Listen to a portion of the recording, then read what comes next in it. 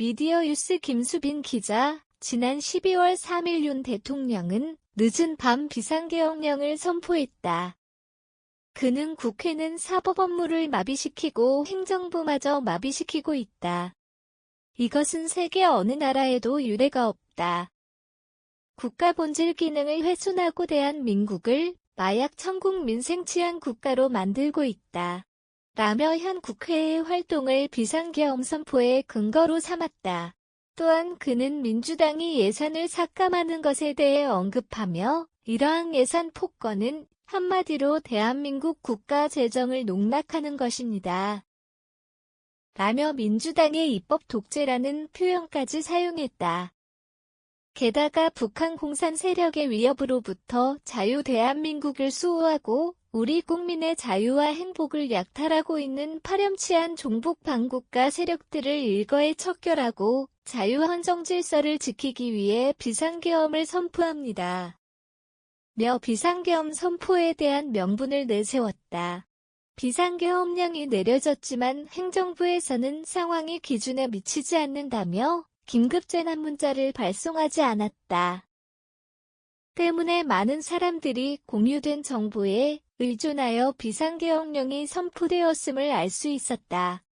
당시 상황에 대해 20대 김 씨는 가족들이 TV를 보고 있지 않았다면 비상계엄령이 선포된 것도 몰랐을 것이다.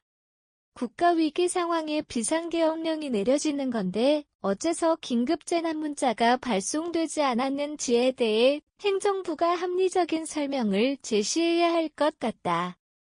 라는 의견을 보였다. 국회는 군인들로 인해 무장되어 있었지만 간신히 들어간 의원들에 의해 비상계엄령은 약 5시간 만에 해지되었다. 윤석열 대통령은 6분 정도의 대국민 담화로 사과와 자신의 행동에 대한 근거를 제시했지만 윤 대통령의 무책임한 행동에 대한 국민의 분노를 악화시킬 뿐이었다. 결국 국민은 여의도 국회 앞으로 모여 촛불을 들었다.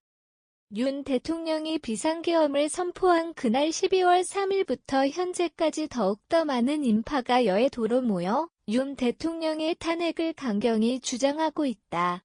국회의원들 역시 윤석열 대통령 탄핵 소추안 투표를 진행하였다. 그러나 대다수 국민의힘의 원들이 투표에 불참하여 부결되었다. 하지만 민주당을 포함한 국회의원들은 지속적으로 탄핵 소추안 투표를 진행할 것임을 명백히 약속했다. 여의도 앞으로 수많은 시민이 모이자 지하철이 여의도역을 무정차 통과하기도 하고 국회 앞 차량 역시 전면 통제되었다. 교통에 제한이 걸렸음에도 여전히 많은 시민이 국회로 모이고 있다.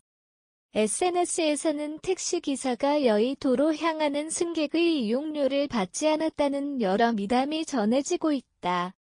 또한 직접적으로 시위에 참여하지 못하거나 도움을 주고 싶었던 사람들이 국회 근처 카페와 식당에 많은 사람의 이용료를 대신 지불하고 있다는 소식이 들리기도 한다. 몇만 명이 넘는 시민들이 모였음에도 많은 참여자들이 최대한 질서와 배려를 지켜가며 안전한 시위 현장을 만들기 위해 노력하고 있다. 시위에 참여한 대학생 이 씨는 시험 기간이지만 현 상황이 신경 쓰여 집에 있을 수가 없었어요. 우리가 노력하는 만큼 반드시 결실이 이루어지길 바랍니다. 라며 탄핵 시위에 대한 긍정적인 의견을 전해줬다.